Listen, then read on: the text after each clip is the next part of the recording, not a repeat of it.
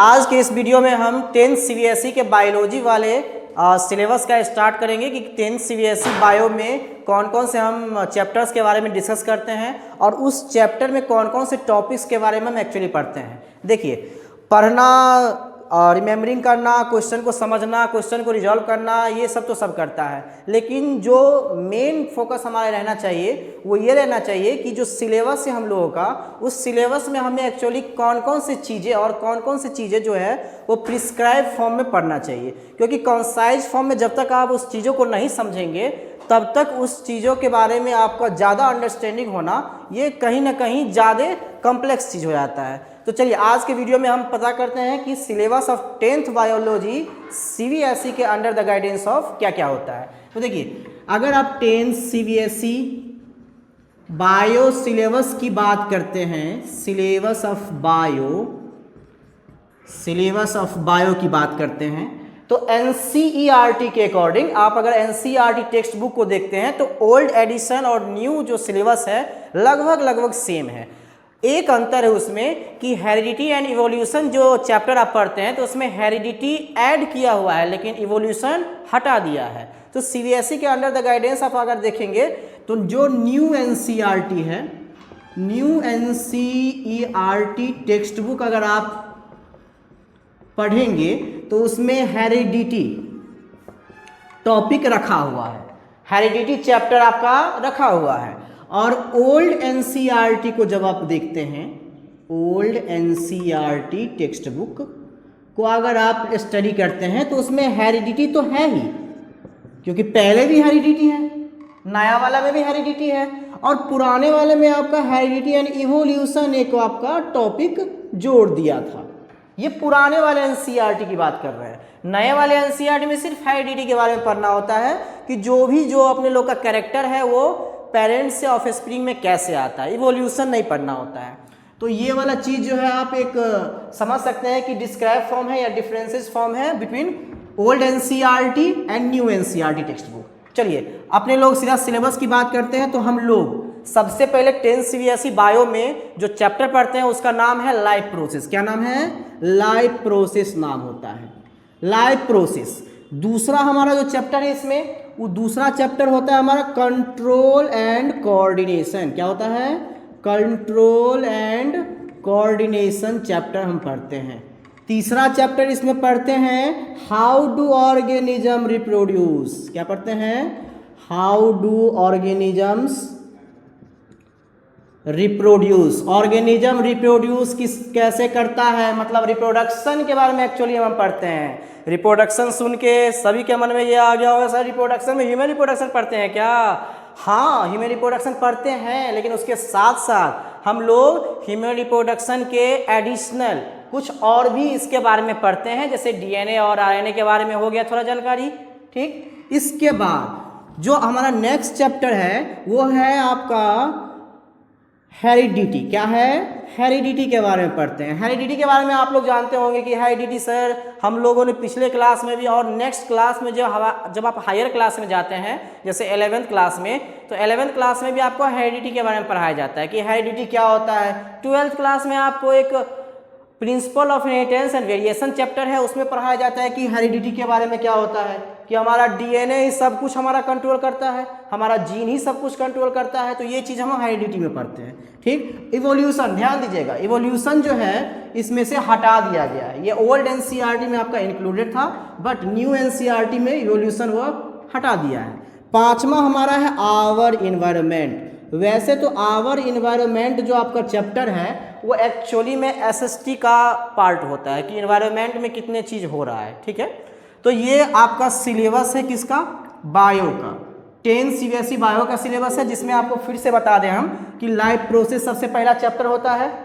जिस life process chapter में हम ये पढ़ते हैं कि न्यूट्रिशन कोई ऑर्गेनिज्म कैसे लेता है, फूड ऑब्टेन कैसे करता है, रेस्पिरेशन क्या होता है, ट्रांसपोर्टेशन क्या होता है और एक्सक्रीशन क्या होता है। एक्चुअली हमारे बॉडी में क्या होता है, सबसे पहले हम खाना खाते हैं। क्या करते हैं? खाना खाते हैं। खाना खाते हैं तो हमारे बॉडी में प्रोसेस बहुत सारा होता है। क्या होता है?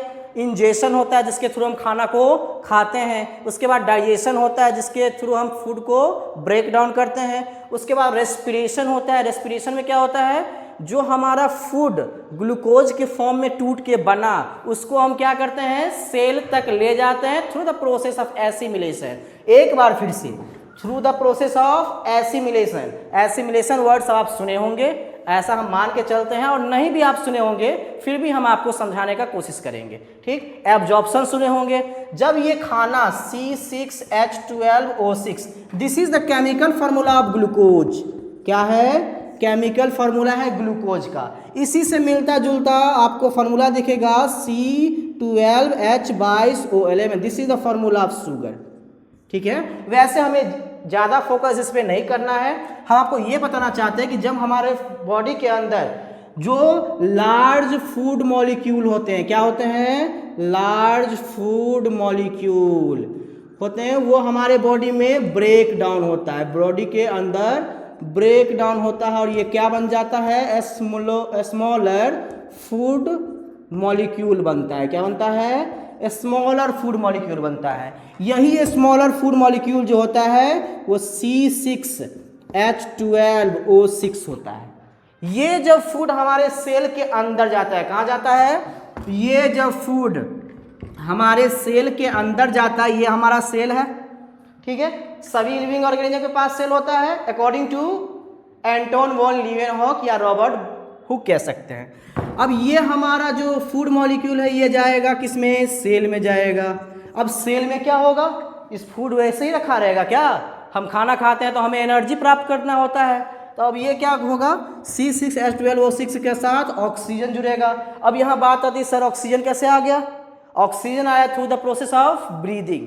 अब ये ऑक्सीजन जब जुड़ेगा इसके साथ तो हमारा जो रिएक्शन होने के बाद जो चीज़ बनता है वो CO2 H2O और एनर्जी बनता है, जिसको आप प्यार से कहते हैं क्या? ATP।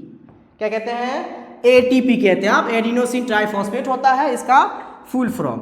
अब ये जो एनर्जी बना, अब ये एनर्जी का हम क्या करेंगे सर? इस एनर्जी का यूज करेंगे क्या चीज में? लोकोमोशन एंड मूवमेंट में। ये चैप्टर भी आपको पढ़ाया जाता है, लोकोमोशन और मूवमेंट। इस एनर्जी का यूज हम लोग क्या करते हैं? लोकोमोशन करने में, मूवमेंट करने में, बॉडी के सारे मैकेनिज्म को परफॉर्म करने में, ठीक। तो लाइफ प्रोसेस में क्या पढ़ते हैं आप लोगों को पता चल गया होगा। इसके बाद कंट्रोल एंड कोऑर्डिनेशन में क्या पढ़ते हैं सर? तो कंट्रोल एंड कोऑर्डिनेशन में आप एक बार एज्यूम करके देखिए कि अगर बाहर का एनवायरनमेंट क्या है? ठंडा है, तो हम लोग क्या करते हैं? जैकेट पहन लेते हैं। बोलो यस और नो? Yes sir. अब हम लोग बाहर का एनवायरनमेंट मान लो गर्म है, टेम्परेचर हाई है, तो क्या करते हैं सर? कूलर चला लेते हैं सर, AC चला लेते हैं। बोलो यस और नो? देखिए, तो ये जो कूलर और AC चलवा रहे हैं, ये जो हीटर आप चला रहे हैं, क्यों चला रहे हैं? क्योंकि बाहर का एनवायरनमेंट आपका बदल रहा है, जिसके चलते आप अपने बॉडी को एडॉप्ट करने के लिए आपका जो इन्वायरमेंट है वो रिस्पॉन्सिबल होता है। तो ये चीज़ सब हम क्या पढ़ते हैं? कंट्रोल एंड कोऑर्डिनेशन में। तीसरा हमारा जो मोस्ट इंपोर्टेंट चैप्टर जिसमें सबको इंटरेस्ट आता है वो है रिप्रोडक्शन, कि ऑर्गेनिज्म रिप्रोड्यूस कैसे करता है, ठीक। उसमें रिप्रोडक्शन के बारे में पढ़ते हैं। हेरिडिटी में क्या पढ़ते हैं? आपके माता पिता से क्या आपके अंदर आता है वो चीज़ हम हेरिडिटी में पढ़ते हैं। और सबसे जो लास्ट चैप्टर है वो है आवर इन्वायरमेंट। इस आवर इन्वायरमेंट में जो SST का पोर्शन सब होता है कुछ वो पढ़ा जाता है, जैसे आप बायो मैग्निफिकेशन कह लीजिए, ठीक है, बायो रेडिएटिक्स कह लीजिए, ये सब पढ़ा जाता है आपका आवर इन्वायरमेंट में। तो आज के वीडियो में हम इतना ही पढ़ें कि जो 10th CBSE का बायो का सिलेबस क्या है और जो पुराने NCERT और नए NCERT में कौन से टॉपिक को हटा दिया गया है, इवोल्यूशन नहीं पढ़ेंगे हम लोग पढ़ने जा रहे हैं हेरिडिटी।